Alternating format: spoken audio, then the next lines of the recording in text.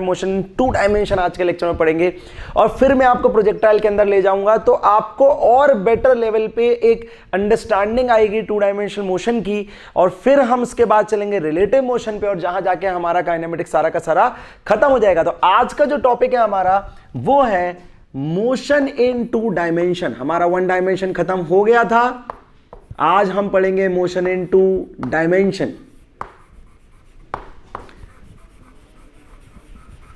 तो motion in to dimension क्या है यार? बहुत ही सिंपल चीज है। देखो बहुत ही सिंपल चीज है, अगर ध्यान समझोगे तो बहुत इजीली समझ पाओगे कि अगर मान लो कोई बॉडी है और अगर वो मूव कर रही है और उसके मोशन को हमने किसी प्लेन के रिस्पेक्ट में देख लिया, जैसे मैंने फॉर एग्जांपल कहा ये बॉडी है, ठीक है, ये बॉडी जो है वो यहां पे है, पी पॉइंट पे है जिसके कोऑर्डिनेट x, y है। मैंने बोला भैया ये इसका डिस्प्लेसमेंट वेक्टर है। क्लियरली अगर मैं देखूं तो मैं लिख सकता हूं कि जो इसका डिस्प्लेसमेंट वेक्टर है उसका x कोऑर्डिनेट अगर x है और अगर उसका y कोऑर्डिनेट y है तो clearly what I can say is that body is moving, I can say that body is moving in two directions. Can I say this? Yes, मैं कह सकता हूं कि body is moving in two direction. That means अगर मैं लिखना चाहूं body की डिस्प्लेसमेंट, अगर मैं लिखना चाहूं बॉडी की डिस्प्लेसमेंट तो मैं लिख सकता हूं एक्स आई कैप प्लस वाई जे कैप। सभी बच्चे वेक्टर्स को याद करेंगे। वेक्टर का लेक्चर इसलिए पहले समझाया जाता है, इसमें आप काइनेमेटिक्स को बहुत इजीली जनरलाइज कर लें। तो अगर मैं इस डिस्प्लेसमेंट को देखूं, अब ध्यान समझना, एक बहुत इंटरेस्टिंग बात बता रहा हूं। अगर ये एक्स वाई एक्सेस नहीं होते, सोच के देखो, अगर ये एक्स वाई एक्सेस नहीं होते तो क्या ये लाइन सिर्फ ऐसी लाइन होती? तो क्या मैं इसको वन डायमेंशन मोशन कह सकता था? बिल्कुल कह सकता था। लेकिन जैसे ही इसमें एक कोऑर्डिनेट एक्सिस बन जाते हैं तो ये किस में कन्वर्ट हो जाता है? एक टू डायमेंशन मोशन में कन्वर्ट हो जाता है। यही सारी यहां पे गुत्थी है, यही सारी यहां पे एक तरीके से अंडरस्टैंडिंग है कि one dimension is nothing but two dimension with respect to a coordinate axis, with respect to a coordinate plane. तो आप क्या करेंगे? ध्यान समझिए, बहुत इंटरेस्टिंग बात समझाने जा रहा हूं मैं आपको कि अगर आप समझ पाएंगे तो हम क्या करेंगे। अभी हम क्या करते हैं, हम और आगे इसमें प्लेन लेते हैं और हम फिर एक जनरलाइज मेथड पढ़ेंगे इसको समझने की कि हम जनरल 2D मोशन कैसे सॉल्व करेंगे। तो मान लीजिए अगर मैं बेटा इस डिस्प्लेसमेंट को डिफरेंशिएट करता हूं तो आपको पता है डिस्प्लेसमेंट से डिफरेंशिएट करने से वेलोसिटी आती है। वो क्या हो जाएगा? जब राइट साइड में डिफरेंशिएट करूंगा तो हो जाएगा dx by dt i cap plus dy by dt j cap. क्या ये बात समझ आ रही है? तो ये हो जाएगा आपका v of x i cap plus v of y j cap. मतलब जो वेलोसिटी है, जैसे डिस्प्लेसमेंट दो डायरेक्शन में वैसे वेलोसिटी भी दो डायरेक्शन में होगी। और अगर मैं वेलोसिटी को भी डिफरेंशिएट कर देता हूं, अगर मैं वेलोसिटी को भी डिफरेंशिएट कर देता हूं तो हो जाएगा dvx upon dt i cap plus dvy upon dt j cap. आप बार बार एक चीज नोटिस कर रहे होंगे कि जब मेरे को एक नेट डायरेक्शन का एक्सेलरेशन, नेट डायरेक्शन की डिस्प्लेसमेंट या नेट डायरेक्शन की वेलोसिटी निकालनी होती है तो मैं क्या करता हूं, उसे x में अलग सॉल्व कर देता हूं और उसे y में अलग सॉल्व कर देता हूं। मतलब हमारी बात क्या हुई, हम क्वेश्चन सॉल्व कैसे करेंगे, इसकी स्ट्रैटेजी कैसे बनाएंगे? स्ट्रैटेजी ऐसे बनाएंगे टू डायमेंशन मोशन की कि राइट, ध्यान से समझें आप क्या लिखना है, राइट गिवन, जो गिवन चीजें हैं उसे लिखें इन डिफरेंट या सेपरेट डायरेक्शंस। मैं आपको अभी अप्लाई करके बताऊंगा कि मैं क्या कह रहा हूं। सेपरेट डायरेक्शंस में आप दोनों चीजों को लिखें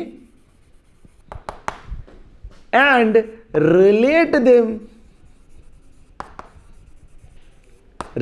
them with common variable time. अभी ये बात क्या हुई, अभी मैं आपको समझाता हूं। कॉमन वेरिएबल टाइम से उसको रिलेट करेंगे। कैसे रिलेट करेंगे अभी थोड़ी देर से हम देखेंगे। लेकिन ये हुई सारी अप्रोच क्या है कि अगर आपको एक जनरल टू डायमेंशनल मोशन की स्टडी करनी होती है तो आप एक्स डायरेक्शन में अलग स्टडी करेंगे, वाई डायरेक्शन में अलग स्टडी करेंगे। देखिए एक्स वाई और दोनों को रिलेट करेंगे टाइम से। कैसे? अब हम घुसते हैं अपने एक्चुअल मोशन में।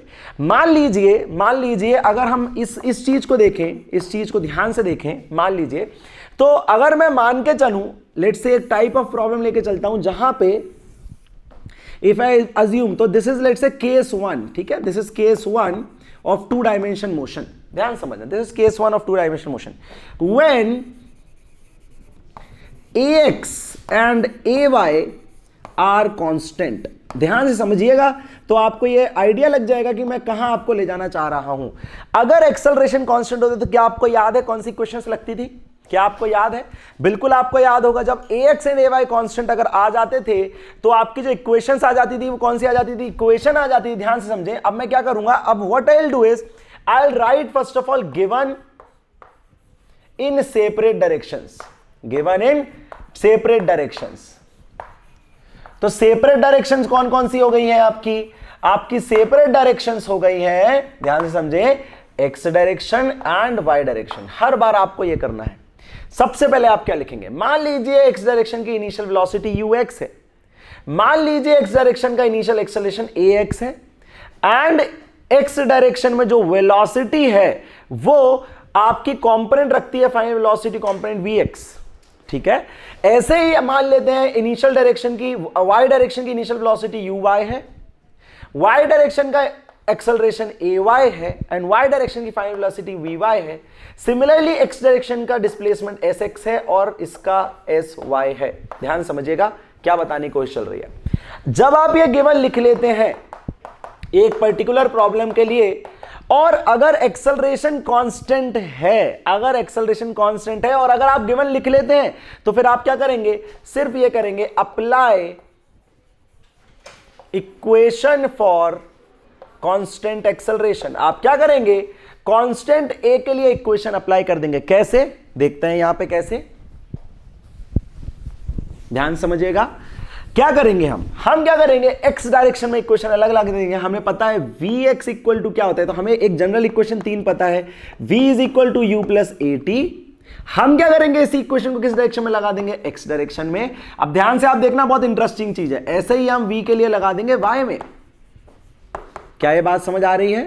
अभी मैं इसको सबको एक रियलिस्टिक प्रॉब्लम में अप्लाई करके बताऊंगा, क्योंकि मैंने देखा है बच्चों को मेजर इशू जो होता है या हो रहा है पिछले कुछ लेक्चर्स में वो हो रहा है, उनको प्रॉब्लम में एप्लीकेशन करने में उसे प्रॉब्लम आ रही है। मतलब जो प्रॉब्लम है उसमें सर कॉन्सेप्ट आ गया है, सर फॉर्मूला आ गया, अप्लाई कैसे करना ये समझ नहीं आ रहा, तो ये यहाँ पे समझ आएगा बेटा। आज आप लिखेंगे दूसरी इक्वेशन क्या होती है, याद है आपको? S X equal to you X T plus A X half A X T square.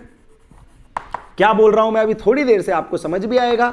You y t plus half a y t square, और फिर आप लिख सकते हैं v x square is equal to you x square plus two a x s x, और यह जाएगा v y square is equal to u y square plus two a y s y. क्या ये बात समझ आ रही है? अच्छा, अगर आपको ये बात समझ आ रही है तो आप क्या इसमें रियलाइज कर पा रहे होंगे कि जब भी हम 2 डायमेंशन में स्टडी करेंगे हम क्या करेंगे? पहले गिवन लिखेंगे दोनों डायरेक्शन का सेपरेट, और हम दोनों डायरेक्शन की इक्वेशन लगाएंगे। लेकिन उसमें मैंने एक केस डिस्कस किया है। कौन सा केस? याद होगा आपको, जब कांस्टेंट एक्सेलरेशन होता है। एक दूसरा केस क्या हो सकता है? जिसमें कांस्टेंट एक्सेलरेशन नहीं होता। वहां पे हम क्या करते थे? जब कांस्टेंट एक्सेलरेशन नहीं होता था तो हम इंटीग्रेशन या डिफरेंशिएशन का यूज करते थे। उस पर भी हम आएंगे इसके नेक्स्ट वाले पार्ट में। अब ध्यान समझे, एक बहुत इंटरेस्टिंग चीज यहां ऑब्जर्व हो रही है कि मैंने जो टाइम वेरिएबल है मेरा टाइम वेरिएबल है उसमें मैंने कहीं भी x और y नहीं लिखा है। अगर आप ध्यान से ऑब्जर्व करें तो मैंने टाइम वेरिएबल में कहीं भी x y नहीं लिखा हुआ है। तो एक इंटरेस्टिंग बात और जो जनरल बात है आपको याद होनी चाहिए, क्या कि जो टाइम होता है that is independent of axis. Time एक ऐसा वेरिएबल है जो इंडिपेंडेंट ऑफ एक्सिस होता है, इंडिपेंडेंट ऑफ एक्सिस होता है। मतलब time does not depend on axis, that means x direction का टाइम और वाई डायरेक्शन का टाइम अलग अलग नहीं होता है। बिकॉज मेरा टाइम तो आपकी वॉच में चल रहा है। Time is a dimension which is considered to be the 4th dimension after x y and z. तो अगर डिस्टेंस के 3 डायमेंशन खत्म हो जाते हैं एक्स वाई एंड जेड, तो आप 4th डायमेंशन जिसमें कूदेंगे वो क्या है? टाइम। और टाइम एक ऐसा डायमेंशन है that is independent of x y and z. तो आप क्या करेंगे? किसी भी जनरल प्रॉब्लम को एक्स और वाई में तोड़ेंगे। इवन प्रोजेक्टाइल को भी, अभी मैं आज प्रोजेक्टाइल को भी वापस से टच करके बताऊंगा कि कैसे प्रोजेक्टाइल को हमने इससे रिलेट किया था, या क्या कैसे एक प्रोजेक्टाइल एक 2 डायमेंशनल मोशन है।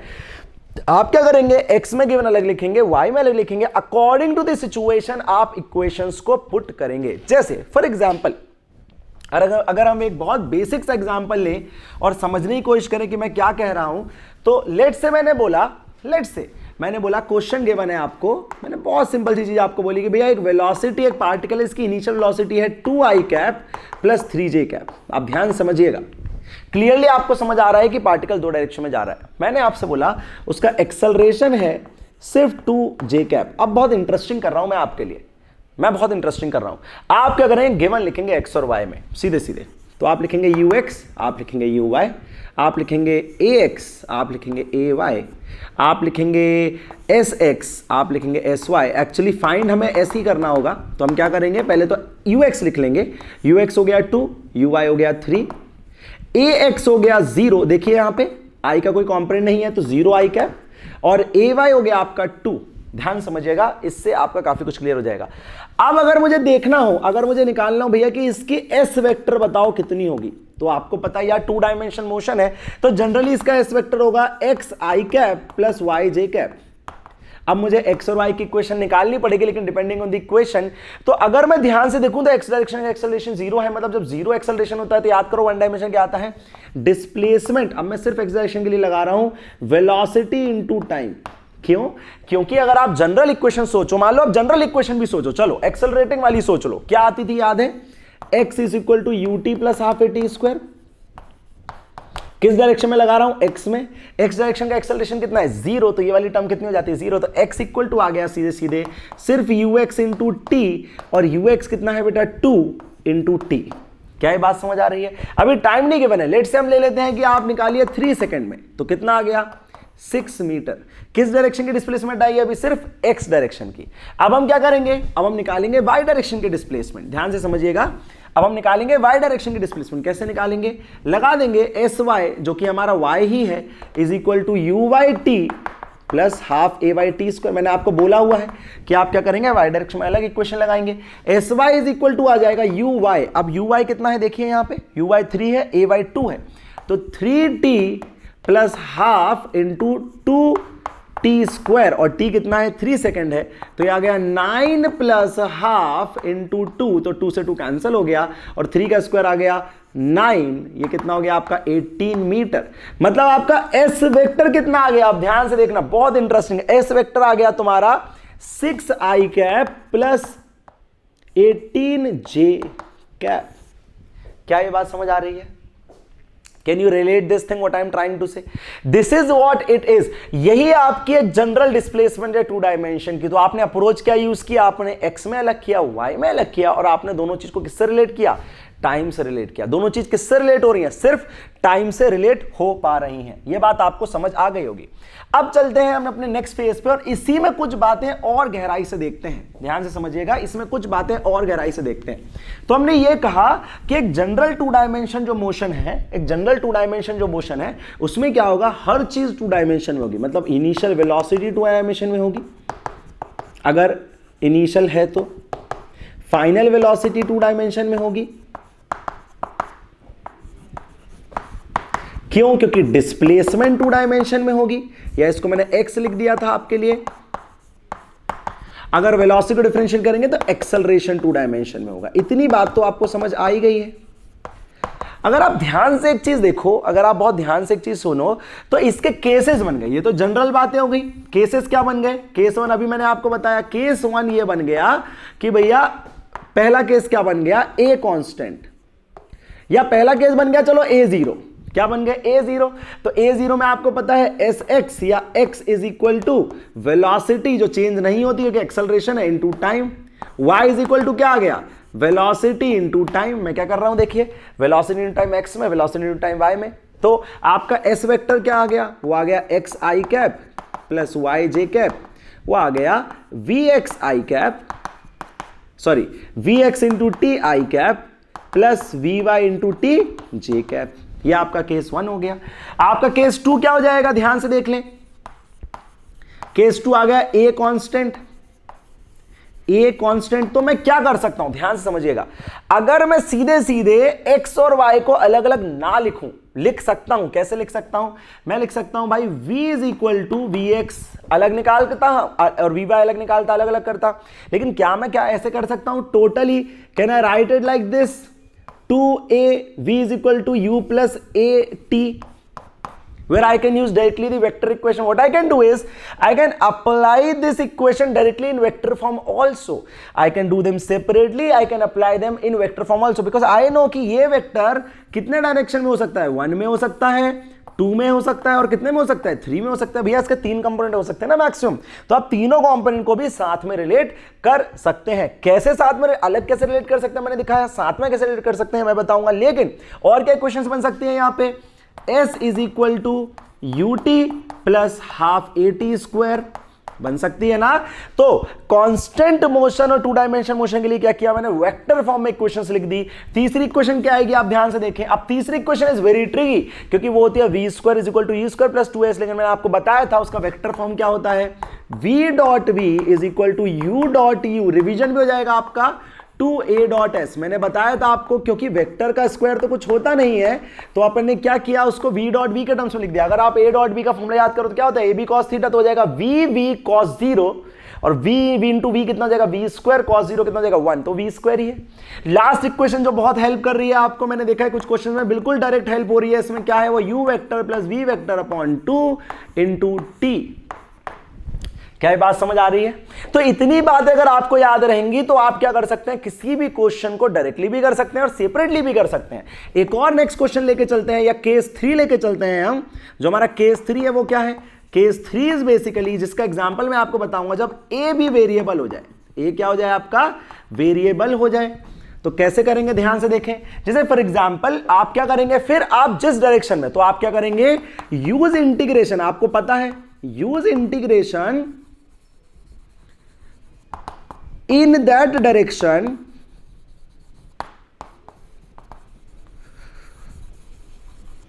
where a is variable, where a is variable। कैसे अभी देखेंगे। मान लेते हैं क्वेश्चन लेते हैं, उससे दोनों एस्पेक्ट को क्लियर करेंगे, मतलब उसमें देखो ये भी यूज होगा और ये भी यूज होगा डायरेक्टली। कैसे, जैसे मान लो मैं कह देता हूं बेटा, एक क्वेश्चन है, मैंने कह दिया कि a body starts with rest, तो उसका यू मैंने 0 दे दिया आपको। फिर मैंने कहा कि it is experiencing an acceleration of 2i cap plus t या 2t j cap. Simple, 2i cap plus 2t j cap, that is the acceleration the body is experiencing. Find the displacement, find s vector and v vector after, अब v vector मतलब velocity vector, s vector मतलब displacement vector. अच्छा मैं कुछ चीजें और आपसे पूछ लेता हूं, डिस्प्लेसमेंट का मॉड क्या होगा ये, तो मैं देखो सब कुछ लिख देता हूं यहां पे, ये होगा डिस्प्लेसमेंट, ये होगा वेलोसिटी। अच्छा ये क्या होगा फिर, डिस्टेंस, और अगर मैं लिख दूं v का मॉड तो क्या होगा वो, स्पीड। ये चारों चीजें निकालो after t equal to 2 seconds. ध्यान से देख लेना आप, ठीक है। अभी आप ध्यान से देखेंगे तो आपको रियलाइज होगा कि हम प्रोजेक्टाइल में इसको कितने इजीली अप्रोच बिठा सकते थे। जैसे अब यहां पे बात आ जाती है आपकी इस चीज की, तो कैसे करेंगे इसको, तो मैं यहां पे आपको इस चीज का यूज करके दिखाऊंगा आपको यहां पे कैसे करेंगे। देखें ध्यान से, क्या करेंगे हम, हमें क्लियरली क्या दिख रहा है। देखो आप क्या करो, आप तो गिवन लिखो, ux कितना है, u 0 है ना, uy कितना है, 0 है, ax कितना है। आप क्लियरली हर बार ऐसे ही करेंगे। जिन बच्चों को बहुत प्रॉब्लम हो रही है, मुझे पता है कुछ बच्चों को बिल्कुल प्रॉब्लम नहीं हो रही, कुछ बच्चों की प्रॉब्लम्स 1 या 2% की होती हैं, कुछ बच्चों के मेजर इशू यही है कि सर समझ नहीं आ रहा स्टार्टिंग कहां से करेंगे। तो बेटा मैं आज के लेक्चर में इसलिए आपके साथ में प्रॉब्लम्स बना रहा हूं और आपको दिखा रहा हूं कि कैसे प्रॉब्लम्स में अप्रोच बिठानी होगी। ध्यान से देखें, ax is equal to 2, ay is equal to 2t। There is some sort of difference we are seeing here। यहां पे एक्सेलरेशन कांस्टेंट है, मतलब यहां सारी क्वेश्चंस लग सकते हैं, यहां पे इंटीग्रेशन डिफरेंशिएशन लगाना पड़ेगा। अच्छा क्या हमें यहां vx पता है, नहीं पता, तो वो क्वेश्चन मार्क। क्या हमें sx पता है, नहीं पता, क्वेश्चन मार्क। क्या हमें वेलोसिटी, नहीं कुछ भी नहीं पता अभी हमें, यहां पे भी हमें vy नहीं पता और हमें sy नहीं पता। तो हम क्या करेंगे, ध्यान से देखें, मैं यहां पे आपको बता रहा हूं क्या करेंगे। हम क्या करेंगे, क्वेश्चन लगाएंगे, पहले यहां दिख रहा है a कांस्टेंट है तो केस 2 बन गया, तो हमें vx निकालना है, तो हम लिखेंगे vx is equal to ux plus axt, और टाइम हमें गिवन है 2 सेकेंड, तो हम vx इज इक्वल टू लिखेंगे। ध्यान से देखिए, ux कितना है 0 प्लस 2 इंटू 2 4, तो आपका v आ गया 4। ऐसे ही हम sx लगा देंगे, वो जाएगा uxt plus half axt square तो आपका एस एक्स कितना आ जाएगा, देखो यू एक्स 0 है तो 0 into two 2, sorry 0 into 2 0 plus half into a कितना है 2, तो हाफ इंटू 2 1 इंटू 2 का स्क्वायर 4, तो यहां पे जाएगा 4 मीटर्स। अब ध्यान से इसको नोट करिएगा, आगे मैं बहुत कुछ टॉप नॉच चीज लिखने वाला हूं, मैं डायरेक्ट भी इस क्वेश्चन को करके बताऊंगा कैसे, ध्यान से देखें। अब मैं लिखता हूं यहां पे आगे, अब मैं लिखता हूं यहां पे वाई डायरेक्शन की इक्वेशंस। अब मुझे क्लियरली पता है कि वाई डायरेक्शन में वो तीनों इक्वेशन नहीं लगेंगे क्योंकि ए कांस्टेंट नहीं है, तो मैं क्या करूंगा, मैं स्टार्ट ही यहीं से करूंगा, a is equal to 2t, और मुझे पता है a को मैं क्या लिखूंगा, dv by dt is equal to 2t। अब क्या करेंगे, dt को यहां ले जाएंगे, सीधे सीधे मैं इंटीग्रेशन भी कर सकता था लेकिन मैं आपको प्रोसेस लर्न करवाना चाहता हूं। इस स्टेप के बाद क्या करते हैं, हम यहां पे इंटीग्रेट कर देते हैं दोनों तरफ, कहां से कहां तक, इनिशियल से फाइनल वेलोसिटी तक, 0 टाइम से t टाइम तक। सिंपल सी बात है। dv का इंटीग्रेशन आप सभी को याद हो जाना चाहिए, अभी तक v आता है क्योंकि dx का x आता है तो dv का v आएगा, इनिशियल से फाइनल। 2 t का इंटीग्रेशन आएगा t स्क्वायर बाई 2, लिमिट आपकी है 0 से 2 है, आई गेस t नहीं है, 0 से 2 है। आप इसकी लिमिट रखें v माइनस, ये तो आपको पता है 0 है, तो ये आ गया v minus 0 is equal to 2 by 2 into 2 t square कितना आ गया 4 माइनस 0। आपका आंसर आ गया v का, vy का, that is 2/1 is equal to 4। ध्यान से देखें, आगे चल रहे हैं अभी हम। अब हम निकालेंगे s। अब s हम दो तरीके से निकाल सकते हैं, या तो मैं तीसरी इक्वेशन यूज कर लूं या चौथी इक्वेशन यूज कर लूं या दूसरी equation. I can do like this also, s y is equal to u plus v upon 2 into t. I can use this equation also. U was 0, v was how much, देखो v अभी आपने निकाला 4 upon 2 into T कितना है आप बता दो 2, तो 2 से 2 कट गया, ये कितना आ गया 4 आ गया।